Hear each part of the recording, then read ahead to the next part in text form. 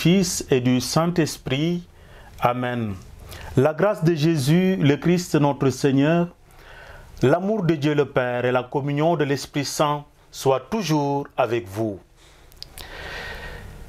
En ce 6e dimanche de Carême, communément appelé dimanche des Rameaux,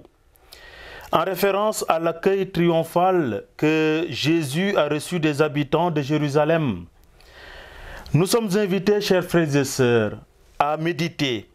sur les péripéties douloureuses que notre Seigneur a vécues et qui vont le conduire à la condamnation, la crucifixion. Une célébration qui nous montre à quel point Jésus nous a aimés, à quel point il continue de nous aimer jusqu'au bout, malgré nos trahisons, malgré nos reniements, malgré nos faiblesses. Pour notre Seigneur, chers amis, personne n'est trop loin. Chacun et chacune de nous est un trésor à conquérir à n'importe quel prix, même au prix de l'humiliation la plus extrême. Oui, chers condisciples, que nous avons de la chance d'être aimés à ce point. Alors, chers amis, accompagnons-le aujourd'hui sur le chemin de sa passion. Admirons la toute-puissance de l'amour de Dieu pour les hommes. Hosanna, ô fils de David, béni soit celui qui vient au nom du Seigneur, ô roi d'Israël, Hosanna au plus haut des cieux.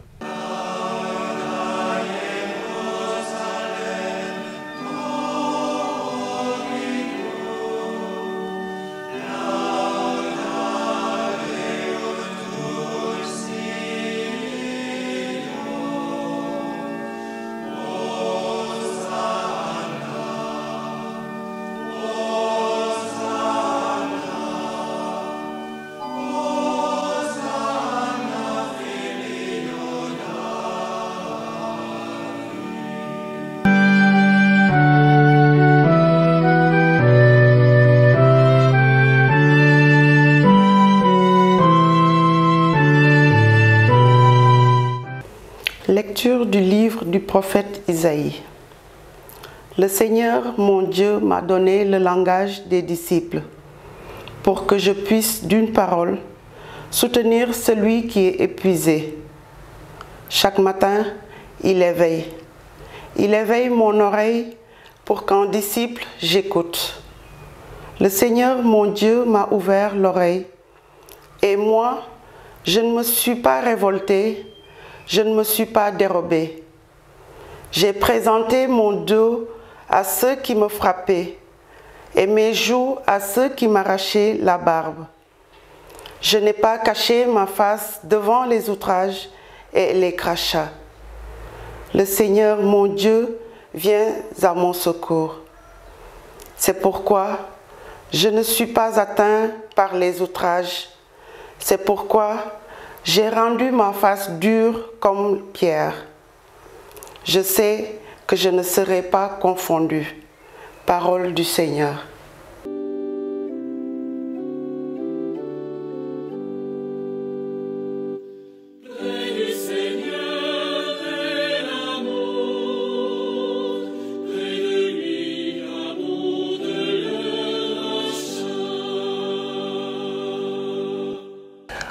Lecture de la lettre de Saint Paul apôtre aux Philippiens. Le Christ Jésus, ayant la condition de Dieu, ne retint pas jalousement le rang qui l'égalait à Dieu, mais il s'est anéanti, prenant la condition de serviteur, devenant semblable aux hommes. Reconnu homme à son aspect, il s'est abaissé, devenant obéissant jusqu'à la mort et la mort de la croix.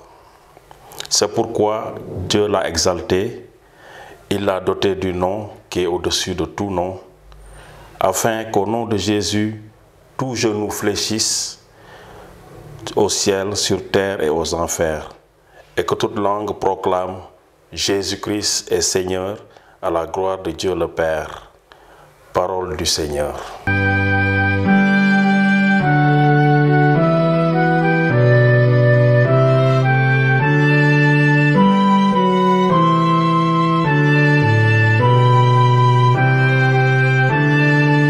Le Seigneur soit avec vous et avec votre esprit. Bonne nouvelle de Jésus-Christ selon saint Matthieu. Gloire à toi, Seigneur. Jésus et ses disciples, approchant de Jérusalem, arrivèrent en vue de Bethphagée, sur les monts des Oliviers. Alors,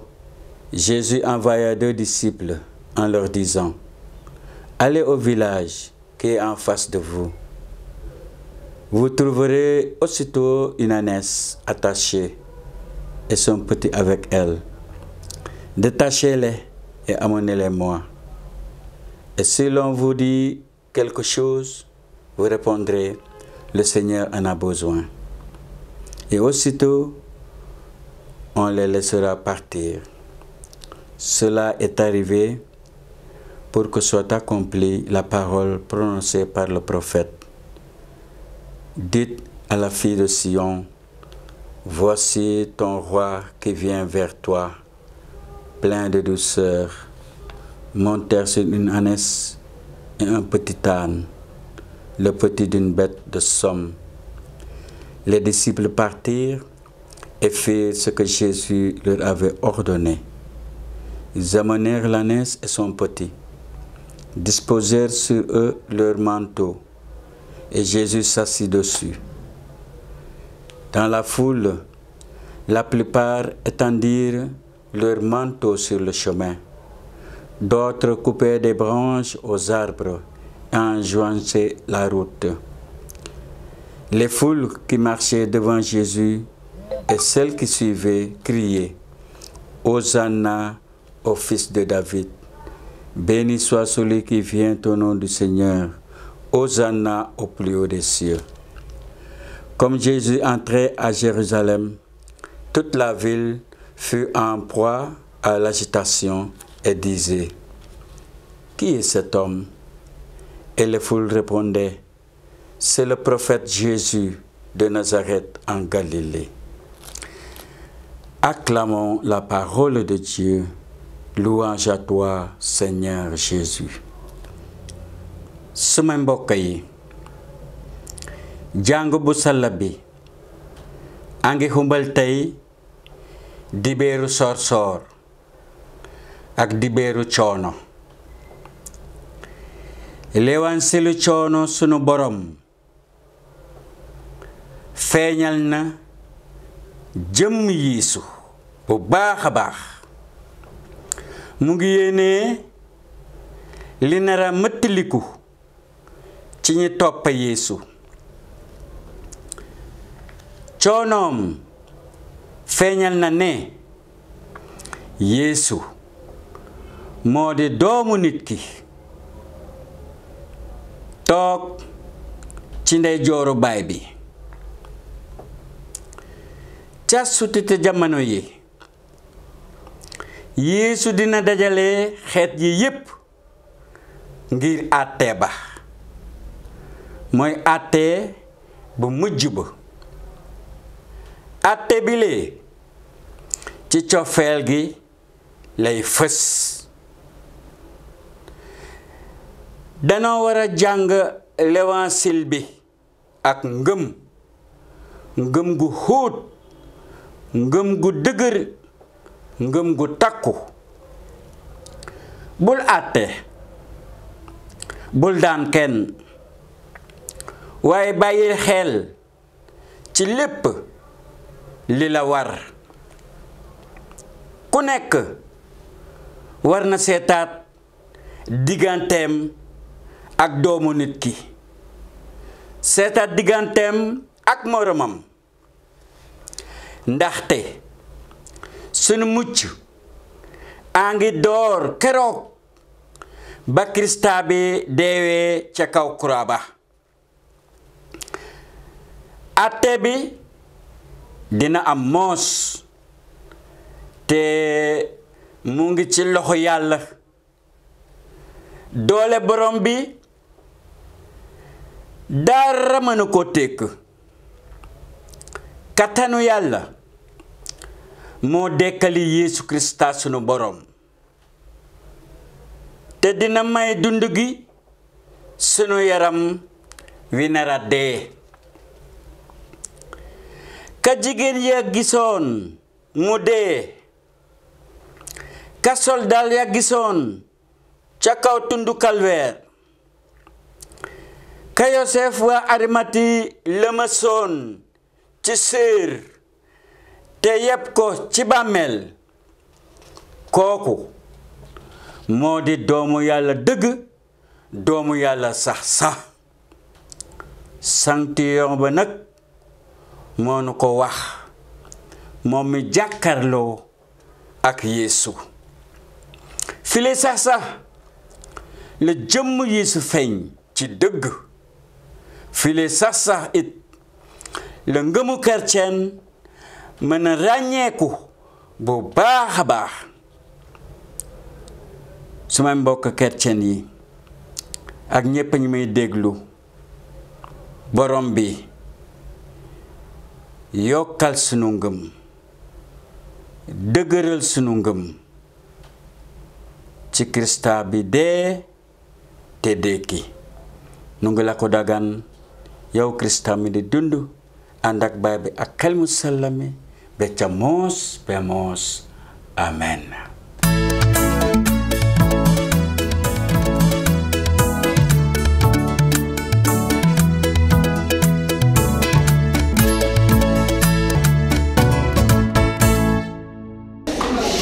Bienvenue dans votre rubrique L'invité du jour. Aujourd'hui, nous avons vraiment le plaisir de recevoir une grande dame. Grande à travers son engagement, mais grande à travers les activités qu'elle mène avec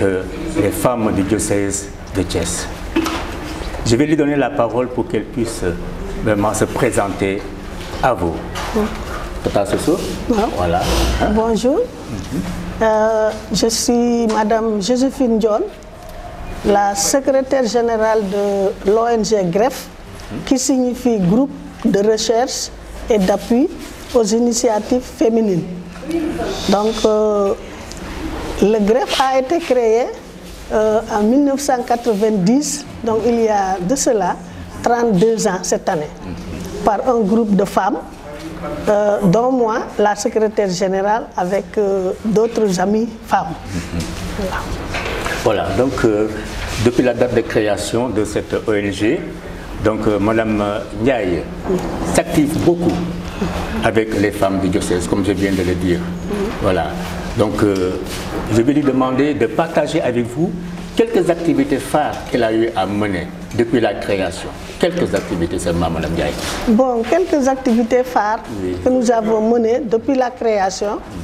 Bon, je pourrais dire d'abord, on a commencé par l'alphabétisation. Si tu veux faire un programme de développement, tu veux faire, par exemple,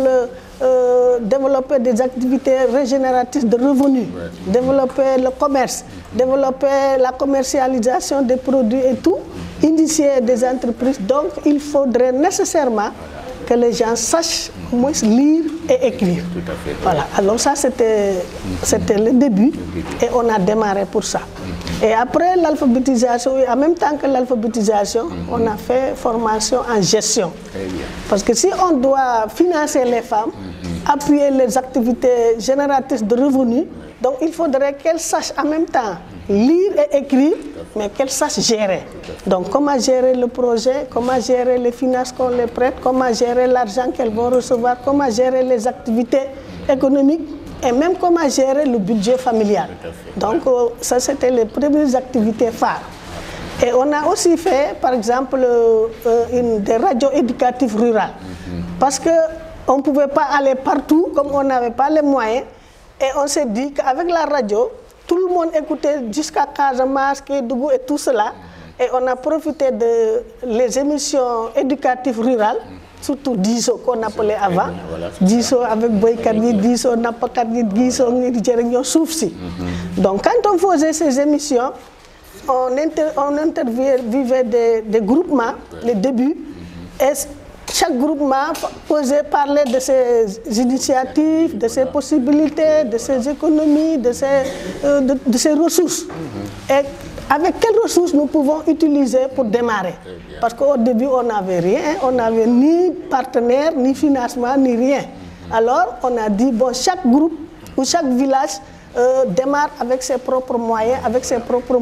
ressources. Et c'est comme ça qu'on a démarré. Donc, avec la radio éducative, donc on parlait des problèmes, on parlait des difficultés, on parlait des ressources, on parlait aussi des ressources humaines, on parlait aussi des ressources qu'on peut utiliser et échanger à travers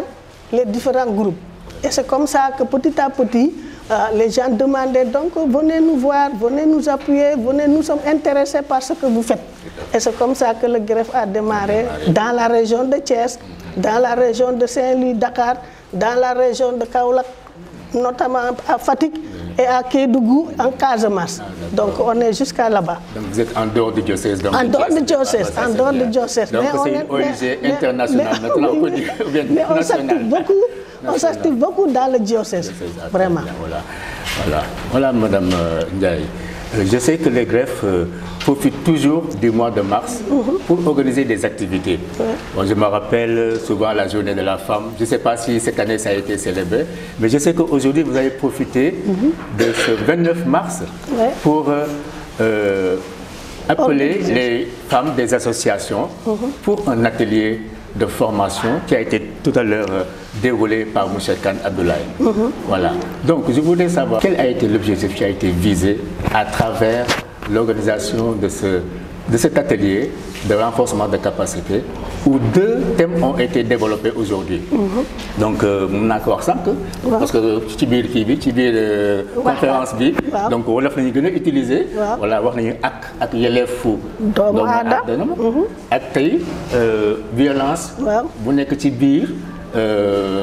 kër yi voilà ci biir famille ak également ci biir milieu éducatif voilà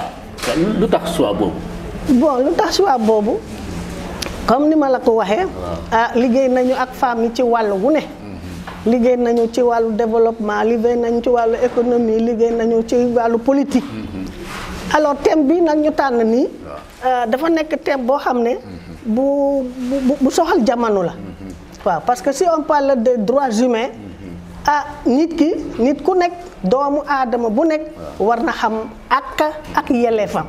waaw looloo tax ñu tànn ko c'est vrai naam xam nañu ko de kenn ku ci xam ne lii mooy suma àq lii mooy suma yelleef mais nag ñu gën koo leeral ba mu leer ñu faram fàcce ko ba mu leer comme ni ñu ko defee tey amoon na ci maanaa ndax lu mu leer gën naa leer tey ñoom ñëpp wax nañu ko te même man ci mbind gi sax gën na ma leer ndax xaw naa ci jàng lu bari tey bon beneen bi itam mooy violence bi nekk na loo xam ne mooy feebar international suñu réew mi nag nekk na feebar boo xam ne nag vraiment dagg na tànk dagg na loxo dagg na bopp dagg na lépp waaw violence bi tar na taraay boo xam ne en tant que yaay en tant que jigéen wax dëgg si yàlla mënuñoo toog te xalaatuñu ne nañ ci wax ndax boog xëy na am nopp yu ñu dégg tuuti nañ ci wax xëy na mënuñu koo saafara de mënuñu koo andi saafara ci nii mais bu ñu waxee tey wax suba wax ginnaaw suba bu yàggee am as tuut bu ci xaw a saafaru léegi moo tax ñu oote tey ñu mën a waxtaan ci wàllu violence yi mettital yi nga xam ne moom la ñu mettital jigéen yi ak moom la ñu mettital xale yi ak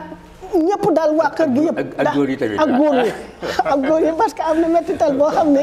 jigéen yi lañ koy def mais am na mettital yoo xam ne góor yi lañ koy def ndax même association des hommes battus il y a des hommes battus góor yi am na ñoo xam ne jigéen yi dañ leen sonnal ci seen biir kër jigéen yi itam sonn nañu lool ci seen biir kër boo seetee itam ci biir njaboot gi am na ay xeetu mettital yoo xam ne mu ngi ci biir vraiment c'est que jigéen mettital jëkkëram wala jëkkër mettital jabaram wala boog ay ndijaay sàkku jarbaatam wala rakku jëkkëram sàkku jarbaat bi ainsi de suite daal maanaam ay violence yoo xam ne ci biir kër gi mais yenn saa xam nga ñun sénégalais dañoo bari sutura waaw bëgguñu weere wala bëgguñu dénoncer wala bëgguñu kenn xam lu xew rek ñu nëppal ko su ma waxee suma doom ji nii wala suma njaboot gi nii suma askan wi nii léegi nag dañuy nëppal léegi nag comme yëf yi mbir mi tar naa taraay boo xam ne law na vraiment dañoo bëgg nit ñi di xam ne am na béréb yoo xam ne mën nañu ko bu la dara jotee mën nga faa dem am na banque de droit yoo xam ne ñu ngi fi am na sax benn fii ci route bi nekk fii ci wetu Thiali Cono maanaam su fekkee ne sàkku nañu sa doom wala am nañu ko mettital mën ngeen dem foofu ñu mën leen a jël en charge ñu waxtaan ak yéen teg leen ci yoon bu ngeen mën a aw waaw loolu moom dañoo bëgg nit ñi xam ko su fekkee ne am na loolu daal man ñu bañ a def nëppal ñu wone ko bu baax a baax waaw loolu moom am na solo trop voilà balaa mi lay laaj ban message ngay lancé ci ginnaaw atelier bu ñu def nii gis naa sànq ci biir kii bi atelier bi sa naataango jigéen yi vraiment jënee la comme référence jënee voilà vraiment loolu lu mu lay inspiré lu muy def ci yow comme référence waaw li mu ma inspiré rek mooy li nga xam ne yàgg naa ko dund ak ñoom ndax su fekkee ne xëj na jiwuma leen ko lu wax neex lu bes neex lu mbubb rafet duñ ma ko wax waaw xëj na ni ma àndeek ñoom maanaam suma pédagogie de travail waaw méthode d'approche ni may waxeek ñoom ni may naxanteek ñoom ni may café ak ñoom ni may solo soo ñëwoon fii tey bu doon wax où est la responsable donc duñ ma tànn de n'est-ce pas bu ñu seetee jigéen yépp toog ana njiit bi ana kilifa bi duñ ma tànn souvent dañoo ñëw suma bureau dañuy laajte présidente bi wala directrice ONG bi bu ma jógee man yow la man ko en chair et en os waaw man la de man ko li fi yëngu de man nii maa koy yëngal waaw parce que comme on dit l'habit ne fait pas le moine loolu vraiment xam naa ne lu ma leen ji daal moom tax ñu mën ma jël référence loolu moom sas la de sas la waaw lu ma mënoon ci def xëy na maa ngi ñaan yàlla mënatul sax parce que léegi moom jeexal naa mais maa ngi leen di ñaan jël référence boobu nekkul wax nii rek de bu ñu ko wax ñu bind ko mais nañ ko jëfe parce que man jeexal naa mënatuma li ma mënoon il y a 20 ans 30 ans mënatuma ko mais nag comme ñoom ñu ngi nii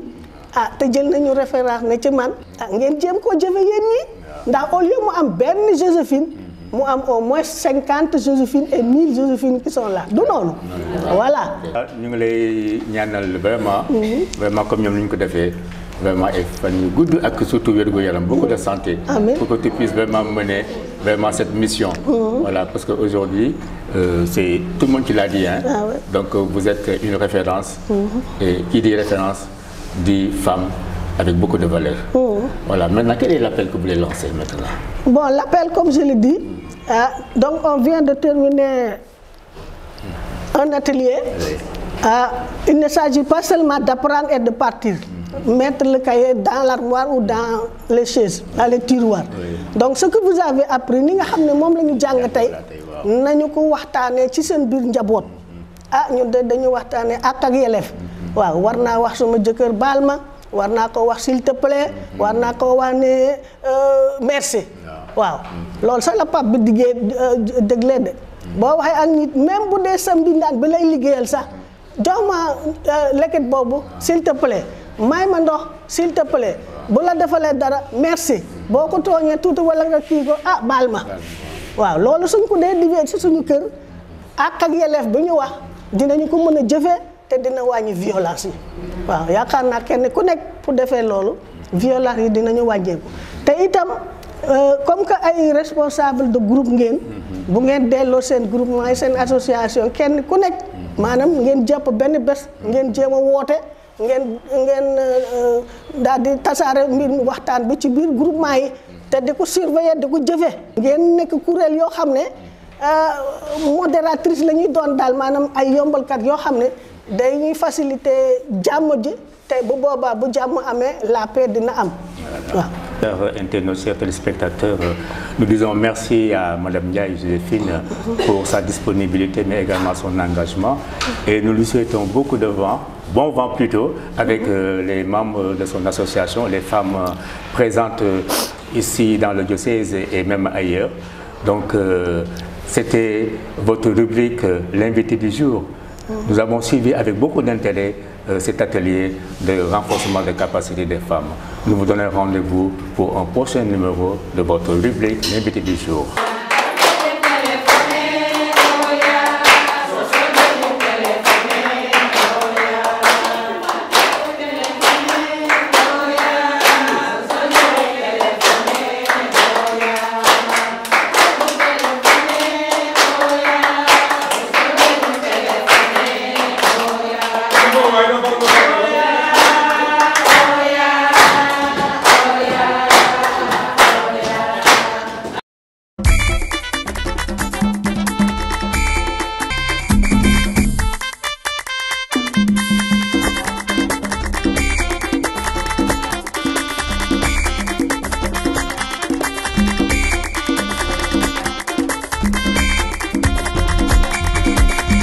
Bonjour chers fidèles téléspectateurs et internautes,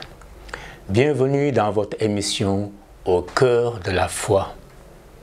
Nous sommes heureux de vous retrouver par la grâce de Dieu pour un nouveau numéro de votre rubrique Ça s'est passé chez nous. La récollection des adultes du doyenné urbain. Ils étaient des centaines de fidèles venus des différentes paroisses du doyenné urbain répondre le dimanche 19 mars à l'appel du Christ à se mettre en retraite spirituelle. Ils ont été chaleureusement accueillis par les moines au bois des Manguiers, domaine du très célèbre monastère bénédictin de Keur Moussa. Revenons sur ces temps forts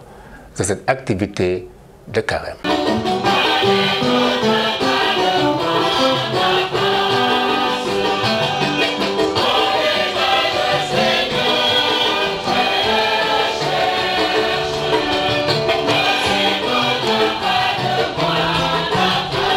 Nous sommes venus consacrer entièrement cette journée au Seigneur pour le laisser nous parler, nous instruire longuement sur le thème que nous avons à méditer. Il est ainsi stipulé en famille, église domestique, cheminons résolument vers le silence, vers le synode, que li koy dëgëral mooy fondation muy dëgëral kër te ndege ñoom dañu méngale njaboot ak kër nee nañu li mën a xalaat ci kër ne moo ko mën a dëgëral noonu la demee ci njaboot. Lan mooy dëgëral njaboot ci ñoom li tax koy njaboot dëgër samp bu baax a baax bu yoo ji yàlla ci la ko yàlla woo mooy yàlla moomu mooy qualité relation bi dox digganteem ak yàlla.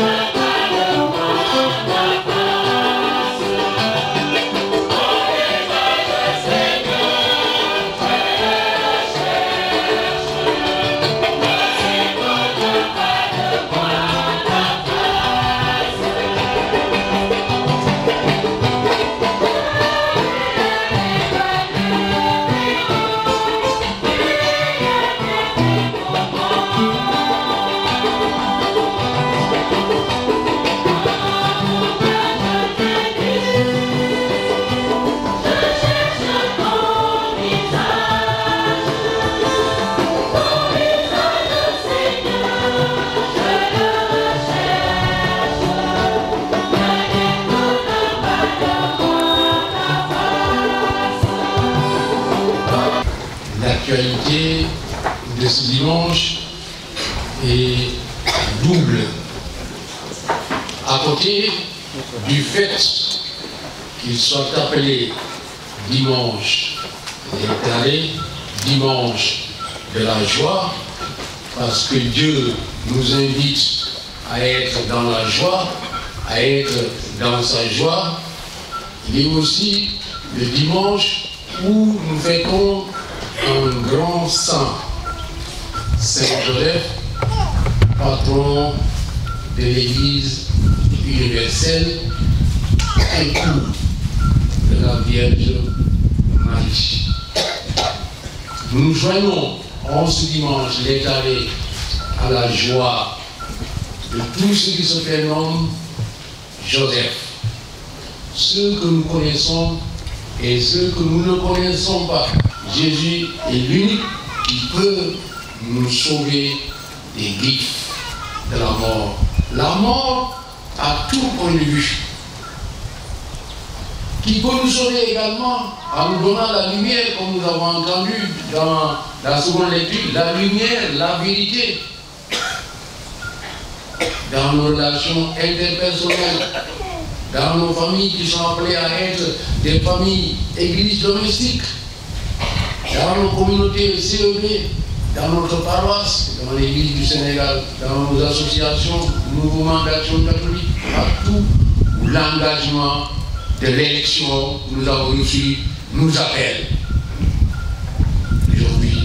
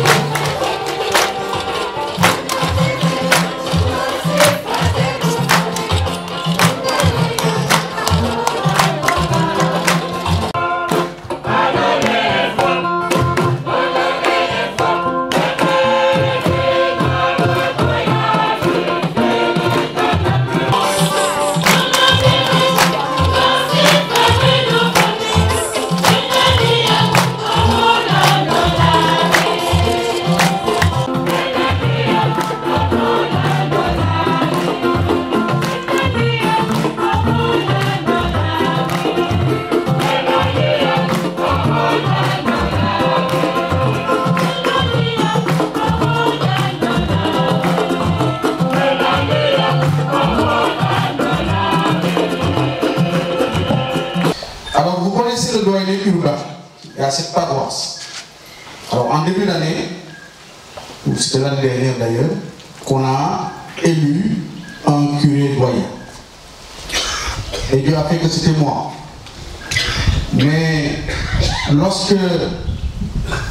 les prêtres qui sont là, dans le doyenné, se rassemblent, ils choisissent parmi eux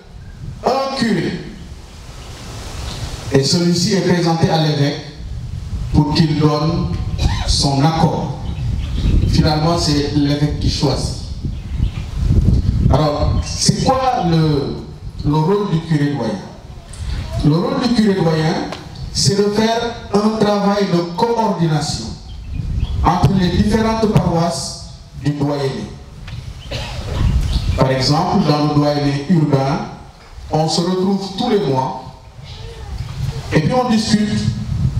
des sujets de pastoral, de spiritualité,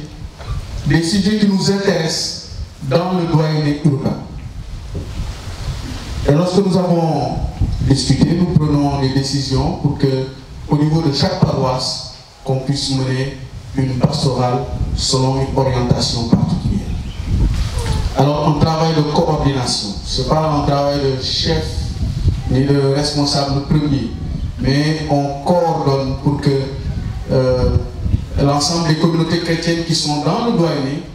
puissent avoir le même cœur,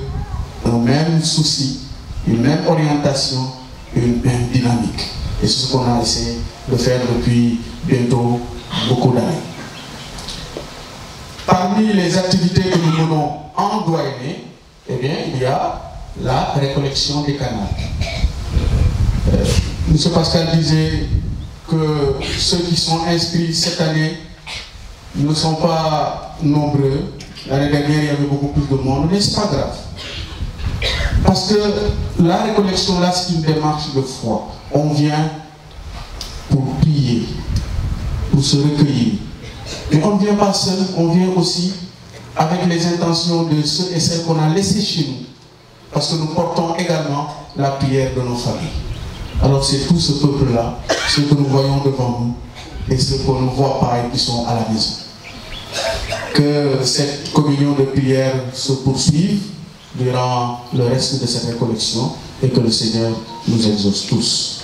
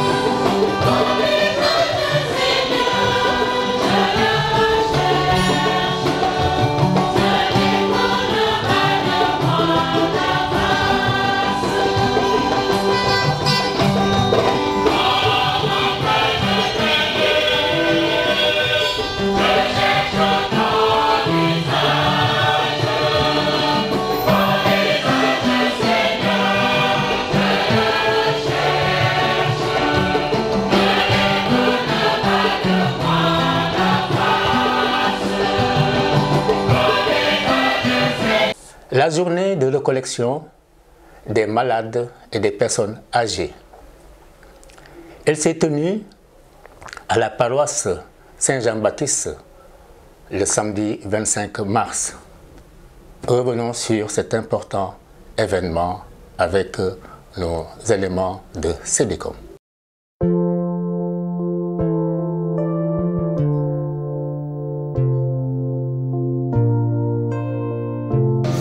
ñu ngi oral ne yéen di gàtt croix feebar bi ak i at yi ne doon ngeen ci ñun lew na si lu yaakaar gi ak lew na si lu kóolute ci yàlla yéen ñi am yaakaar te am kóolute ci yàlla aji kattan na leen yàlla woyofal seen croix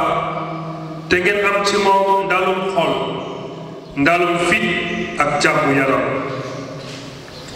ci xew di association du Seigneur ñu ngi dénk ñépp suñu borom Yesu Krista moom mi di fajkat tu yaram ak fit di dénk ñépp itam suñu ndey yaay Mariama. léegi suñu tënkoo ci kuréel bu yor ci wàllu wér-gu-yaram ci monde bi ci àdduna si yépp ku ñuy wooyee personne âgée donc mooy yéen ñiy toog mooy ñi nga xamante ne am na 60 ans maanaam juróom-benn fukki at am na ñoo xamante ne dañ koy yóbbu ci juróom-ñaar fukki at ak juróom ba wees ko donc ñu ne durant âge boobu ñoonu ñu ko buñ ko amee seen wér-gu-yaram dafay xaw a nasaxaay donc feebar da leen yomb li mu wax léegi moom mooy daanu da ngay gis ñi daanu yenn feebar yu bari di feeñ ci ñoom donc ñooñu dañoo soxla ku leen jàppale ku àndandoor ak ñoom ci seen dund li leen des ci seen dund laay wax parce que xëy na suñ société boo demee ba nekk mag ñi ngi naan peut-être li ko dese bariwul mais toujours dafay soxla accompagnement parce que kooku yow mi koy accompagner moo la yoroon démb te li nga mën tey moom démb mënoon na ko waaye tey xëy na dem na ba nekk mag wér-gu-yaramam xaw a naxasaay loolu moo tax moo war a soxla ki ko accompagner. aussi tamit ñu daal ne pour tëdd léeg-léeg am na suñu lal yi nu muy mel ba mag bi pour mu yéeg tëdd ci day xaw a métti ci moom pour mu sangu ci setaayam tamit il faut ñu jàppale ko pour mu sol yére sax am na ñoo xam ne nañ toll foofu te jàppale ko mais aussi ci wàllu lekk bi parce que dañuy gis ay mag yoo xam te ne dañuy seen lekk dafay xaw a du am ferñeent yëpp yi mu war a am moo tax aussi yenn feebar yi bu installé woo ci moom pour mu wér day xaw a metti. donc premier point bi suñu ñëwee ci daanu yi dañuy ne daanu bi en général léeg-léeg ci solin bi la soit ci wàllu dàll yu mu sol koo xamante ne tànkam pour mu yëkkati ko yombul il faut mu sol dàll yoo xamante ne day téye ginnaaw tànk bi maanaam cheville yi donc dàll bi il faut ngeen xool dàll bi muy sol man façon dàll la bu ko defee bu éviter ko daanu boobu noonu. aussi ñu ne par exemple yenn yére yu gudd yi dañoo tàmm di sol ay robe te robe yi léeg-léeg day buubu bu buuboo mag moomu bu ci dëggee rek mun na ko daane te bu daanoo bu doon day daanu jóg du doon problème mais en général lu ci ëpp da ciy jëlee damm-damm parce que peut-être âge bu mu toll ay yaxam dëgëratul dëgër yooyu noonu donc loolu c'est à éviter. donc bu ñu ñëwee ci suuf fi ñuy taxaw wala fi ñuy doxee léeg-léeg ñun léegi dañoo am tendance di defar ay karo yi nag dañ cee war a bàyyi xel bien vrai rafet na ci kër mais ñu bàyyi ci xel di ci bàyyi waale xel mag yi ñu am ci biir kër gi léeg-léeg sët yaa ngi ci biir kër gi di sotti ndox yow yaay ji yoo xam te ne yooyu yaay sa yaay moo ne ci biir kër gi nekk mag peut-être di bàyyi woo ci xel sa yaay mën na cee dox rek daanu mu àndil la problème donc loolu mën dañu bàyyi ci xel. ak aussi léeg-léeg ñu branché ay fil télé bi mu xaw a jaar ci digg yoon bi jëm ca télé ba biñ ciy bàyyi xel mais mag moo xam te ne bu ñu yëkkati tànkam mun na cee faxastalu daanu lépp ci wàllu li ko mën a daane.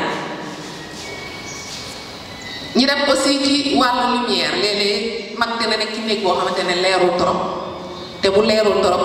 mag day jóg di dem am soxla bu mu war a def peut-être di gaanuwaay ci toilette yi. donc toilette yi dafa war a nekk loo xam te daf koo war a jege d'abord benn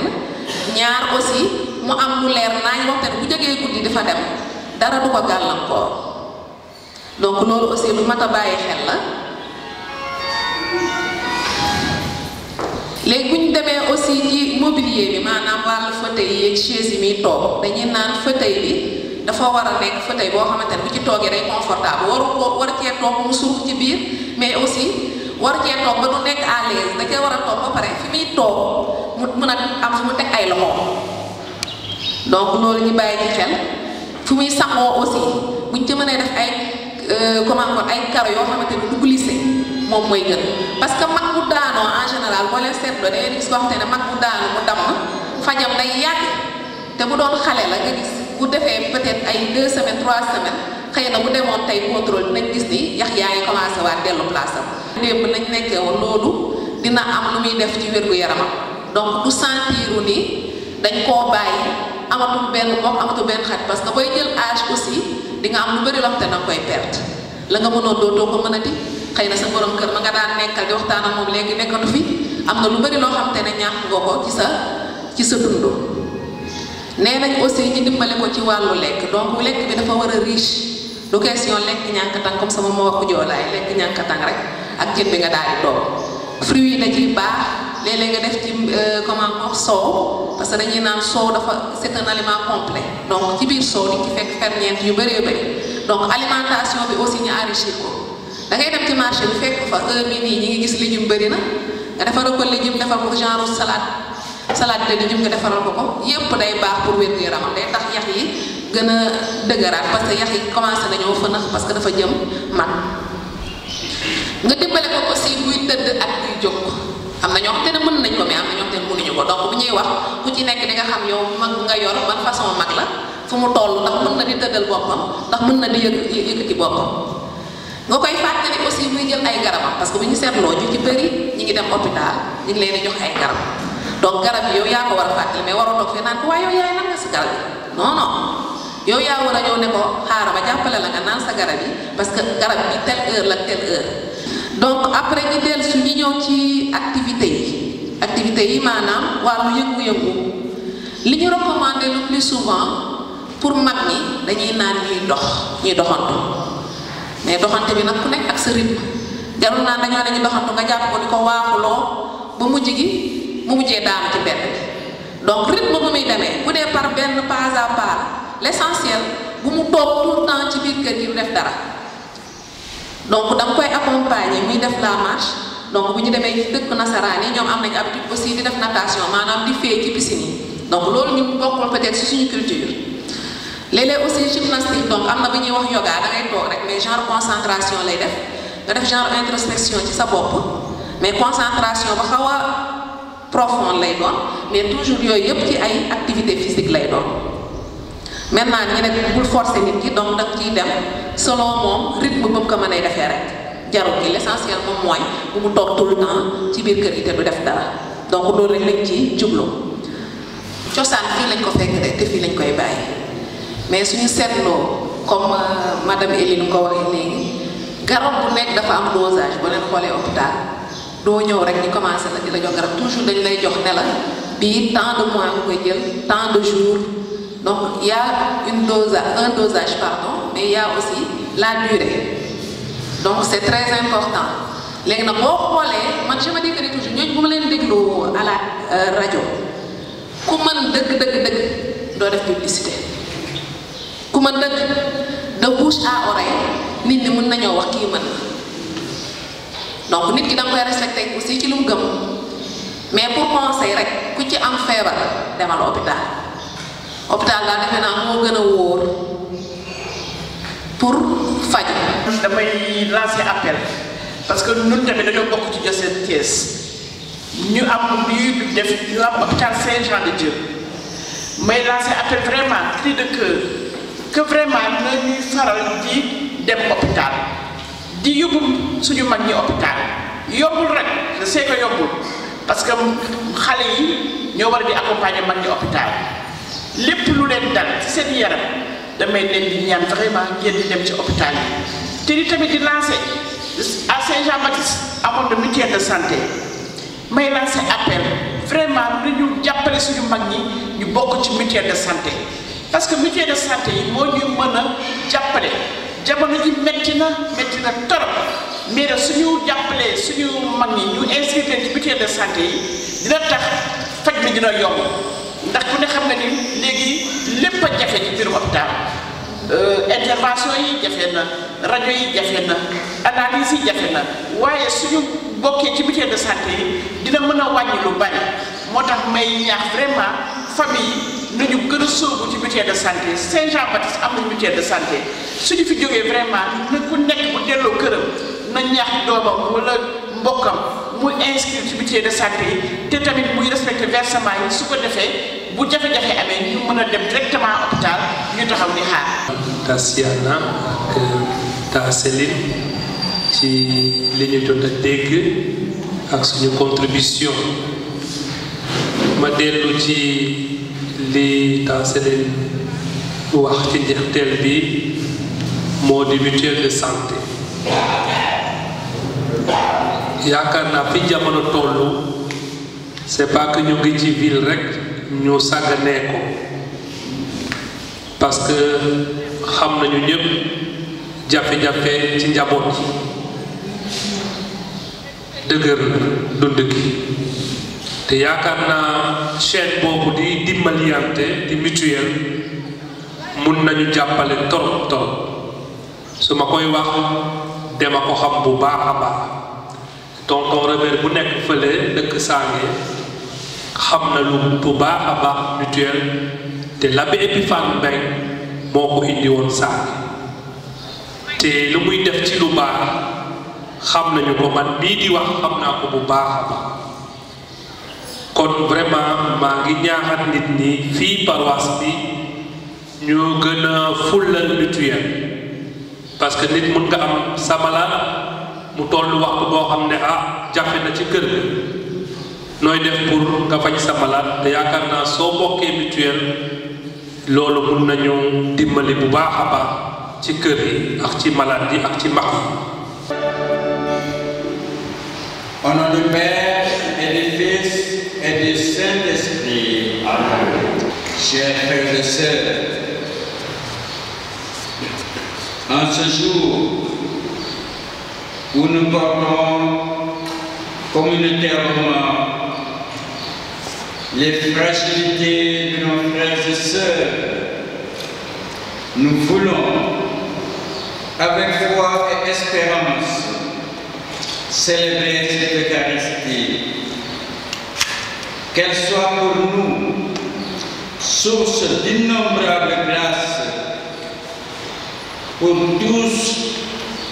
ici rassemblés, pour toutes les personnes âgées et malades qui sont en communion avec nous aujourd'hui et pour toutes nos familles également.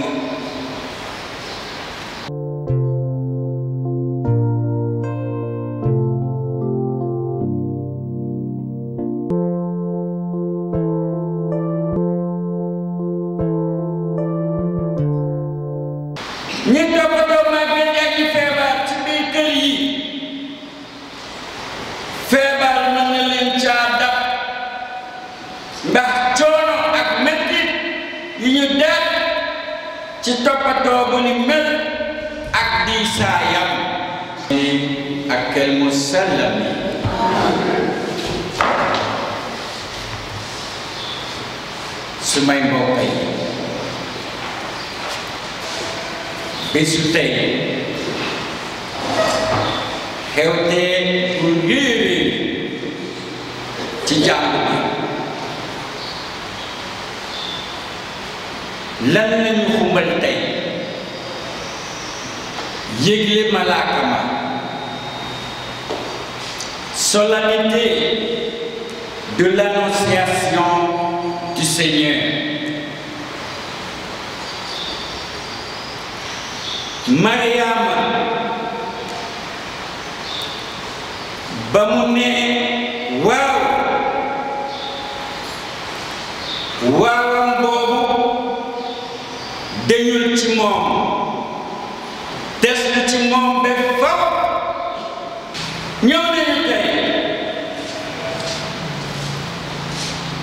ñun màgget yi ñi feebar te sunu seetloo bu baax sunu aada tàmmoon na toppatoo ñi di màgget ci biir njaboot yi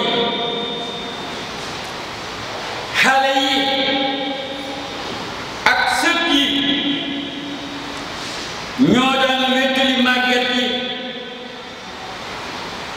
di foo ak ñoom ci kër yi ñu di leen waxtaanee démb di leen léebal sax tàmmuñu woon di yóbbu màgget yi ci këru noppalukaay yi di leen fa dajale mel ni ñoom màgget yi dañoo xatal waa kër gi walla dañoo bëgg ut noflaay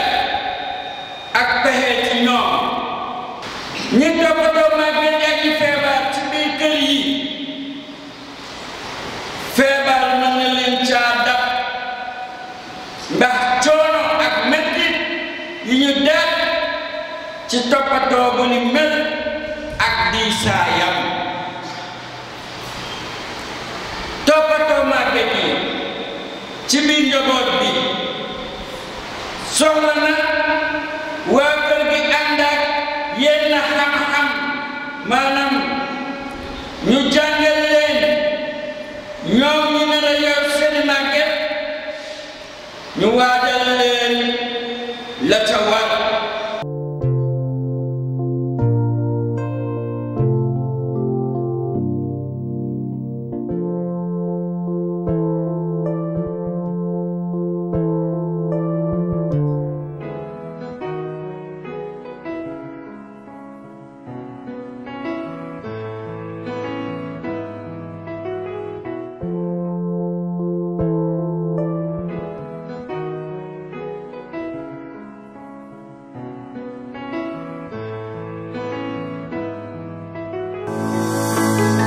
chers téléspectateurs et internautes,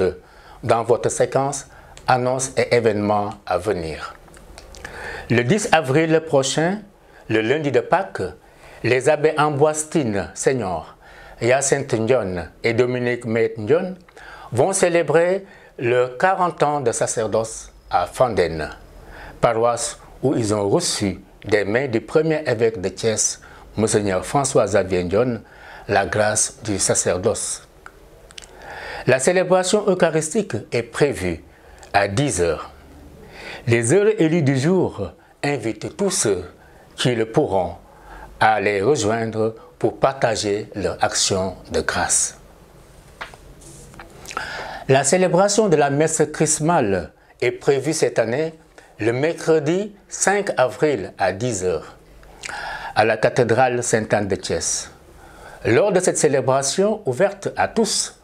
Monseigneur André Gueye bénira et consacrera les saintes huiles.